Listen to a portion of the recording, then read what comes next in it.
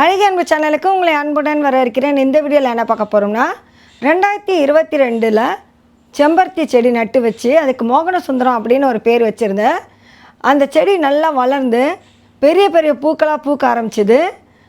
அதனால் ஒவ்வொரு வீடியோலையும் நான் முன்னால் நின்று அந்த பூவை கையில் பிடிச்சி ஒரு வீடியோ போடுவேன். அதில் எனக்கு ரொம்ப சந்தோஷமாக இருக்கும்.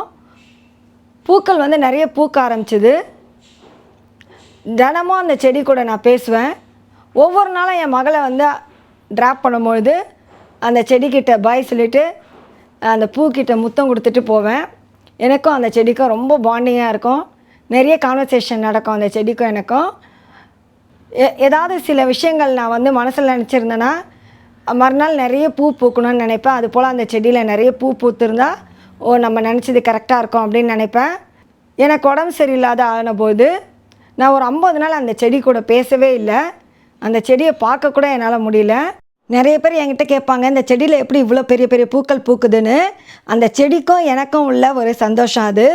அந்த செடி நான் பேசாதால் ரொம்ப வருத்தப்பட்டு நல்லா பசுமையாக இருந்த செடி இப்போ அந்த செடியோட நிலைமையை பாருங்கள். இந்த செடி வந்து மீண்டும் நல்லா துளிர்க்கணும்னு நீங்கள் ஒவ்வொருத்தரும் ப்ரேயர் செய்து கொள்ளுங்கள். இந்த செடி பாருங்கள் என்னை ரொம்ப நேசிச்சிருக்கு போல். நான் உடம்பு சரியில்லைன்னொடனே அதுக்கும் உடம்பு சரியில்லாமல் ஆயிடுச்சு. மீண்டும் அந்த செடி துளிர்த்து நல்லா பூக்க ஆரம்பித்து நானும் அந்த செடியும் வீடியோ எடுக்கணும். நம்மை சோதிப்பது இயற்கையாக இருந்தாலும் நம்மை நேசிப்பதும் இயற்கை தாங்க. இந்த வீடியோ உங்களுக்கு பிடிச்சிருந்தா லைக் பண்ணுங்கள், கமெண்ட் பண்ணுங்கள். மறக்காமல் அழகிய அன்பு சேனலை சப்ஸ்கிரைப் பண்ணுங்கள். மீண்டும் சந்திப்போம்.